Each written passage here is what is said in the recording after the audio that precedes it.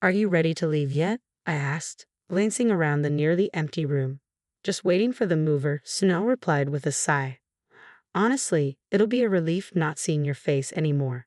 And changing the locks so meticulously as if I'd break in, that was just too much. I used to wonder why we needed such precautions, but now it all seems trivial. When I first met my husband, he was timid, always worried about what others thought. But after we got married, he turned into the classic henpecked husband. A week after moving into my new place, my husband showed up, frantic. It's me. Open up, he pleaded. Huh? Who are you? I feigned ignorance, facing my frantic husband. I'm Scarlett, 35, working part-time 3 days a week. It's been 2 years since I married Anthony. We didn't have kids, but I thought we could still be happy together. In the early days of our marriage, we'd spend nights talking about our hopes for the future. Neither of us had much experience with love, so it was tentative at first, but I thought we enjoyed each other's company. Let's be one of those couples who stay close even as we get older. Yeah, I like that idea. Maybe, 2 kids. That's exactly what I was thinking. A boy and a girl. Really? Me too. Such casual conversations amused me, someone who had little interest in love or marriage. Meeting Anthony came as a surprise. We crossed paths at a party I attended reluctantly, just to fill in numbers. He seemed to be in the same boat, and we bonded over our similar situations, eventually becoming friends. Back then, he was serious and somewhat shy, always considerate towards me, which I found endearing. And then, out of the blue, Scarlett, will you marry me? I want to make you happy. What? But we're not even dating yet. Oh, right. His sudden proposal didn't deter me. Instead, I wondered if maybe it could work with him. If you're okay with me, then yes, I accept. Really? Absolutely. I still recall Anthony's joy when I agreed to marry him. I believe wholeheartedly that with Anthony, my future could be happy. We tied the knot only 3 months after meeting, a whirlwind for both of us. With our limited romantic experience, we often stumbled through, but that was part of the adventure. Not long after, we moved in together, but after about a month, the gap between my ideals and reality started to become apparent. Scarlett, there's something I'd like to discuss with you. What is it? That day, Anthony appeared different, more serious and tense. I hate to bring this up, but could you consider quitting your job and becoming a homemaker? What? His sudden request shocked me. I couldn't fathom why he would ask such a thing. He had never previously mentioned any dissatisfaction with my job, and this was just the beginning. May I ask why? I inquired, puzzled by his sudden change. When Scarlett works, it makes me feel like I'm not needed. Did someone say that to you? It's not that, but all the wives of married men in my company are stay-at-home moms. I had made it clear from the start of our marriage that I wanted to keep working, especially since saving money was crucial for our future. Anthony's sudden insistence on this issue left me bewildered. But we agreed I would continue working after we got married, didn't we?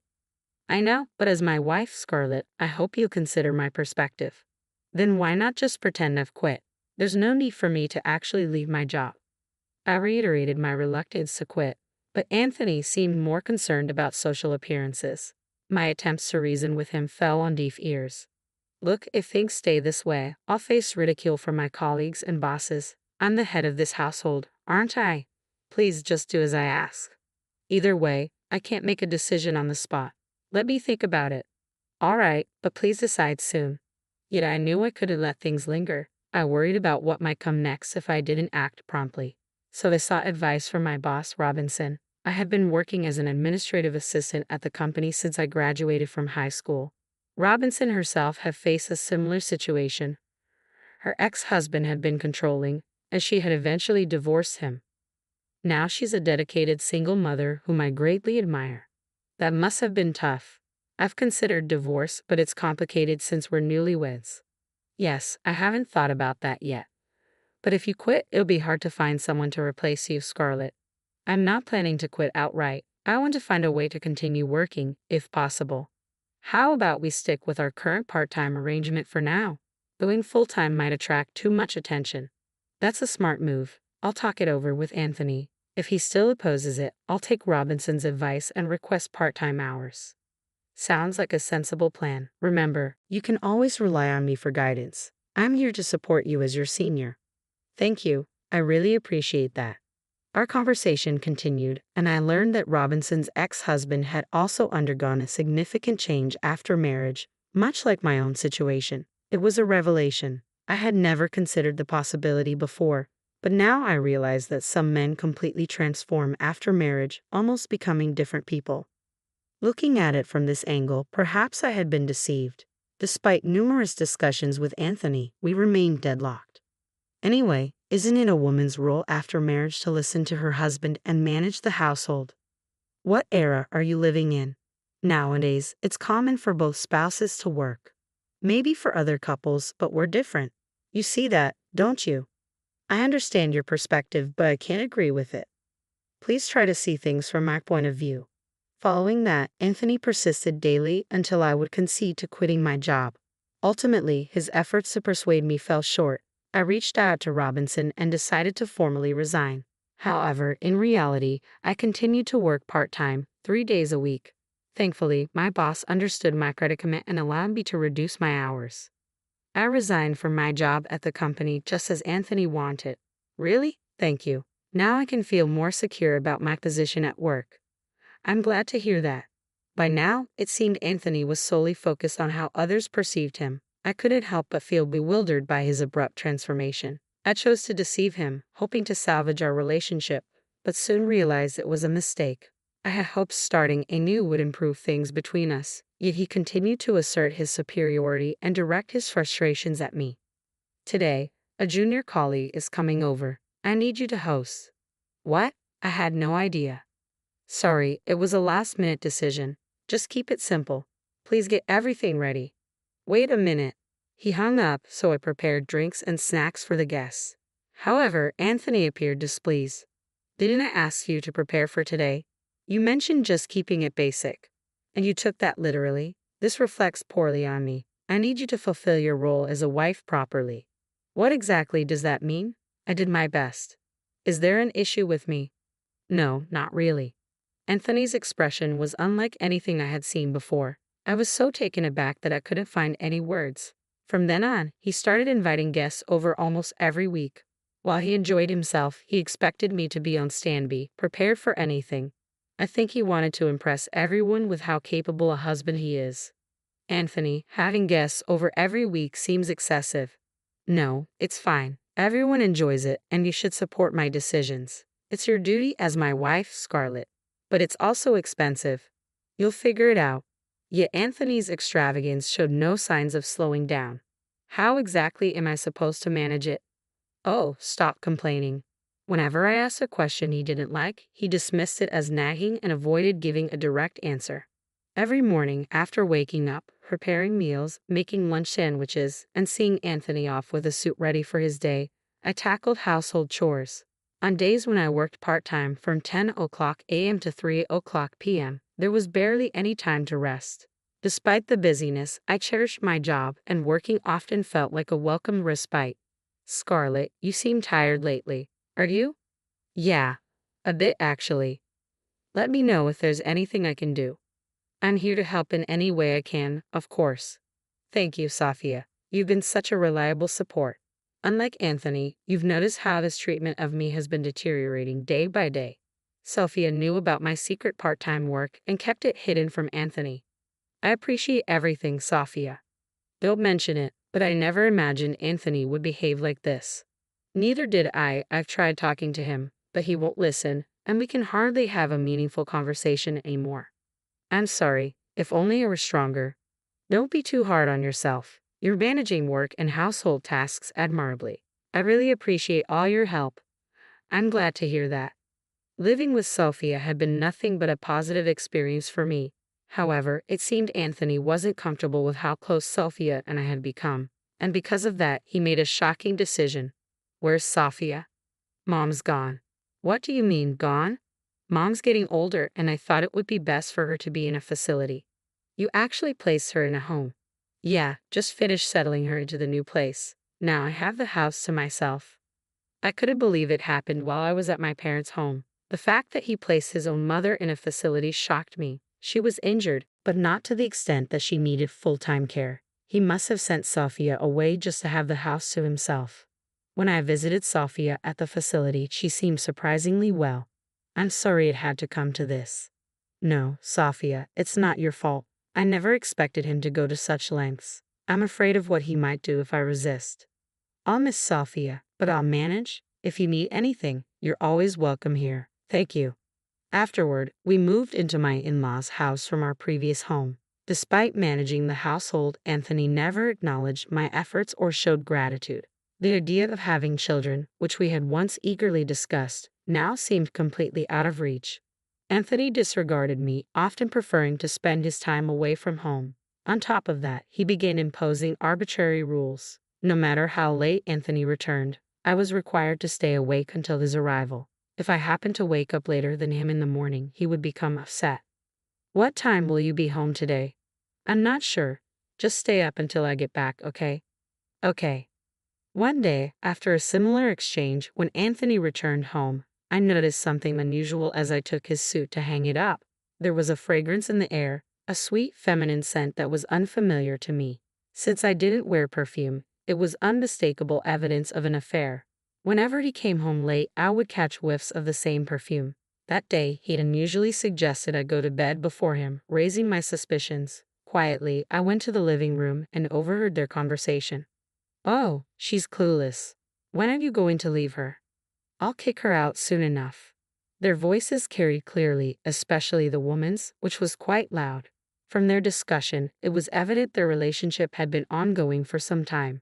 While the perfume incident hadn't surprised me, I was deeply disgusted. He was still technically my husband, and despite my wishful thinking, his mistreatment of me hadn't changed. It was nearing our 2-year mark of marriage. It's sudden, but I have a business trip. The day after tomorrow, I need you to get everything ready. That's very short notice. I'll be away for about 3 days. Please make sure my clothes are prepared. Got it. I can't believe he could make up such a lie about a business trip. It wasn't a business trip, it was a trip with his mistress. I recall the conversation I had with Anthony's colleague's wife when we met previously. Be cautious if he suddenly mentions a business trip. Our company doesn't even have those.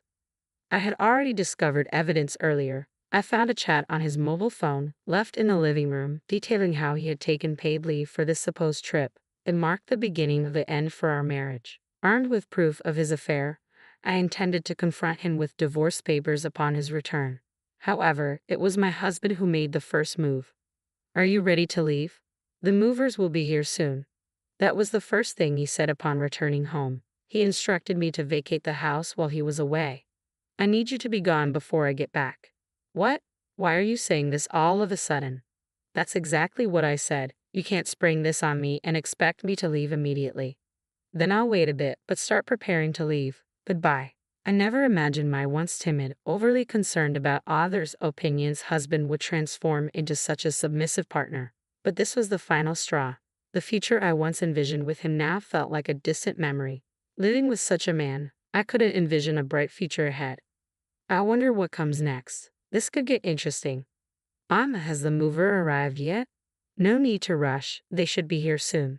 Oh, and I almost forgot to mention, I'm changing the locks on the house. Alright, got it. The thought of not having to see your face again is a relief. I couldn't believe those were his parting words after nearly 2 years of marriage. Convinced our relationship was over, I swiftly left the premises. Soon after, I instructed my lawyer to file for divorce. Despite our circumstances, my husband boldly posted pictures with his mistress on social media. I couldn't fathom his audacity.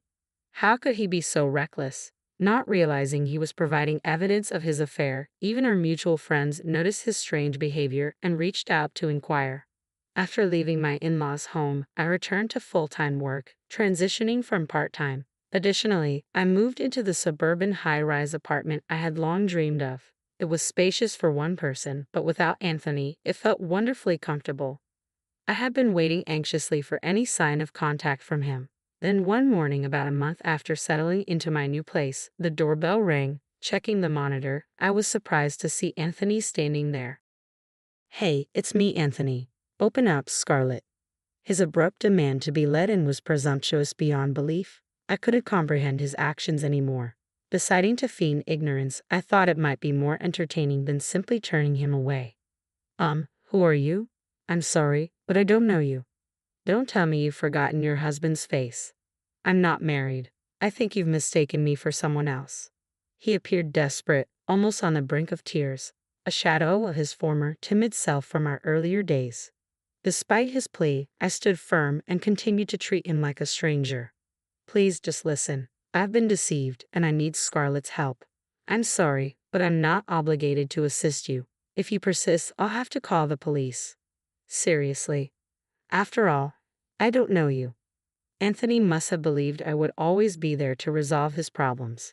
But the person I had become wouldn't entertain such thoughts. Yet my patience was wearing thin with a husband who refused to give up. That's it. You made this mess, so it's up to you to fix it. You don't have to be so tough on me. What? Oh, and by the way, you can't stay at your parents' place anymore. What do you mean? Do you know whose name the house is under? No, but it used to belong to Sophia. Now it's in my name. Why? I explained to Anthony why things had reached this point. Anthony insisted I leave. When I confided in Sophia, even she was visibly upset and disappointed. I can't believe my son has turned out like this. I'm truly sorry, especially after all the help you've given us, Sophia. You're divorcing Anthony, aren't you? Yes, it's for the best. In that case, I'll transfer the house to you. Why would Sophia transfer their rights to their in-laws' house to me? Anthony had no idea he was living with his mistress throughout all of this. That's the situation. Understand and leave promptly. We likely won't cross paths again anyway.